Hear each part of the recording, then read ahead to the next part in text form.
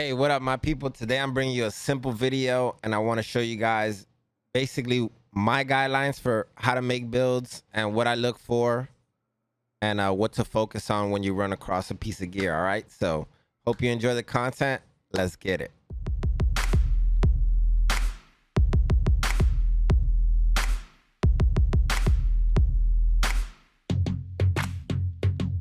When you're building for firearms or you're building a DPS build, you want to build for like damage, right? Damage.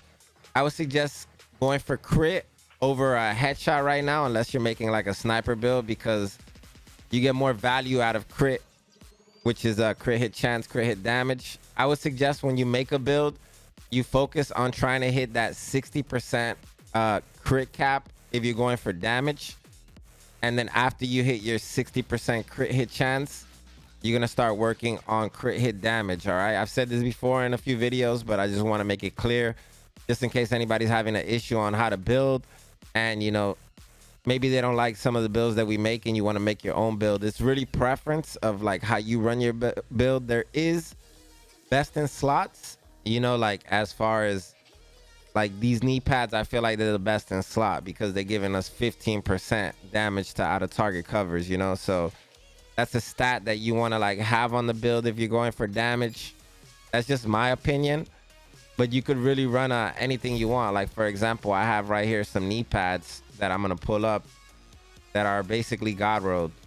These are the same exact knee pads except for the other ones being named Fox Prayers, and they give me the 15% out of cover. But if I didn't want to run that or I didn't have that, you know, this would still be perfect, you know, perfect roll, because I could just take off this headshot damage and put 12% crit hit damage and still have a really strong rifle build right there. And I also have some more knee pads like these right here. These are godly too, but even though they look better like stat wise, they just don't match up to the 15% out of cover damage that I'm getting out of these, even at like almost 4% less total weapon damage, you know.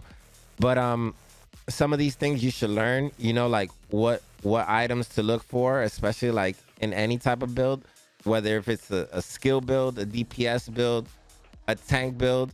You know, you got me and other YouTubers that work super hard on bringing you this content, and you can check out any of our videos, and most of us know what we're talking about, right? Some sets like these type of sets, man, these are like, it depends, you know, like you can make these healer builds, but I suggest like going for damage in these cases, because like when you're using sets, you're getting specific buffs, right? But when you're using like all like high-end gear, you're getting multiple like buffs, you know, you're getting a bunch of different stuff. Like right here, out of just having 3 of these pieces, I'm getting all these 3 like buffs, and then I get even more attributes. And you know, I feel like this is a better healer build than like a hardwired build. You know, I feel like a hardwired build is for damage, but that's just me personally, right? So that's where it comes into like where you could build however you want, right? You could build anything you want as long as it's making sense. In this video, I'm just trying to like tell you guys that when you're building stuff, you have to build stuff that makes sense. Okay, so like the only case of you not building something that actually matches into your build, like you see I'm using Wyvern and I'm only using it because it has skill damage, right? So this is a skill damage build, which is what I think hardwired is, and basically skill damage, right? It has some repair skills, so you could use it as a healer, but I would use it over as a like damage build, right? And I'm gonna drop this video tomorrow for you guys. And just get things that make sense, right? When you're making the build, like anything can go, you can run anything you feel, but it just has to make sense, you know. Like this exotic backpack is really good to make for like a skill build, but at the same, like I feel like even though this gives me skill damage and haste, you know, and it lets me go to overcharge mode, I really like being able to like have this backpack right here, because this backpack is going to give me more skill damage. It's also going to give me explosive damage, you know. It's going to give me the similar skill haste but better, you know what I mean? And they both come with slots, and then I have this talent on top of that, you know. So I'm basically beating out this exotic backpack with this backpack, you know, in my opinion. And I'm basically able to, I say basically a lot, so I'm sorry. Perfect shock and awe. Applying a status effect to an enemy increases the total skill damage and repair by 20% more for almost 30 seconds, you know? So even though this backpack is super amazing and super good and you could get overcharged, like I feel over the long run, this backpack would do me better just because I would be able to like keep up my skill damage and make it even higher than I would with the exotic backpack. But if you ran the exotic backpack, nothing would be wrong with it. You know, you would still be able to do good damage and you would get 10% status effect and all that. And, you know, maybe it's just better preference for you. But all right, like let's say if you wanted to make a tank build, you know, you would just focus on using basically the most obvious like talents. Perfect Vanguard would be like your go-to, right? Because this would give your shield invulnerability for 5 seconds, right? And it would grant 50% armor to your team. So you not only will be tanking, you would be like a support, like bonus armor giver, you know, like just a beautiful build in general, right? And then when you're building, you also want to check out these skill tiers, man. So these skill tiers, you can achieve them.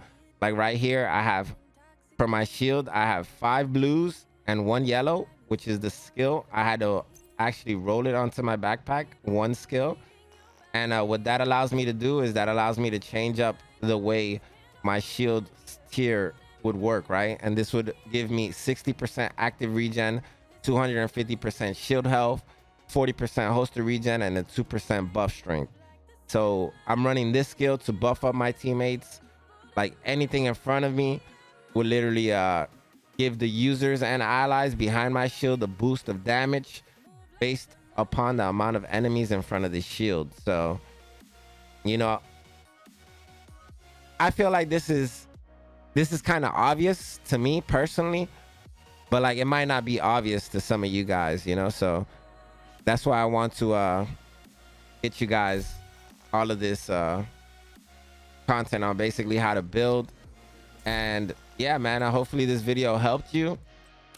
And yeah, like if you're looking for builds and stuff, I have a few builds, but you basically, even if you change this right here and you didn't use skill haste and you used double Murakami for repairs, you would still be doing it right. You know, it's just preference.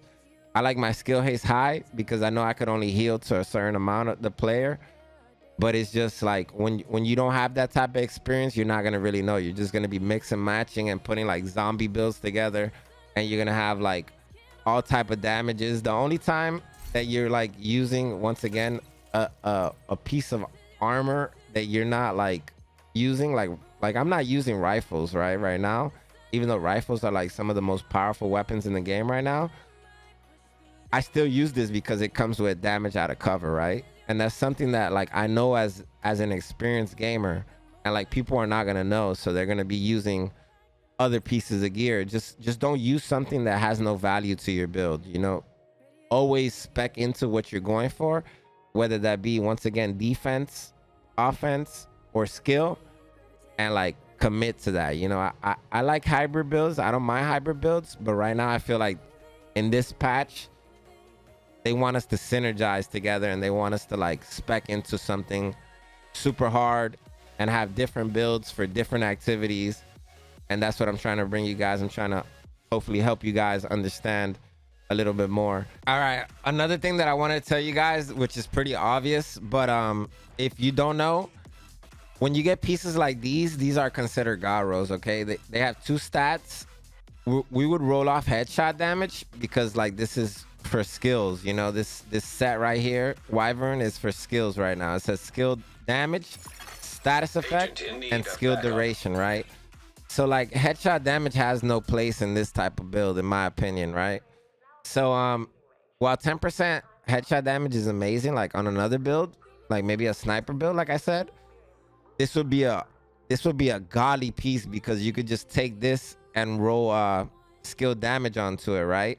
And then you're gonna have skill haste, bringing back your skills super fast, and then like max skill damage right here. And that's how you want to have every single piece of your gear. You want to have it optimized all the way to the max level. and that's what's gonna help you complete all these missions and legendary missions too. I just dropped the legendary guide. If you guys haven't checked it out, you might want to check that out. If this did help, let me know in the comments below. I'll be going live in a little bit on Twitch. If you guys feel like coming over, the link will be in the description. And thank you again, man, for watching all my content. Tomorrow I should be dropping a build video for you guys. I'm gonna get some gameplay today on that, and yeah, it'll be a banger. So thank you guys so much, and I'll catch you on the next one. Peace.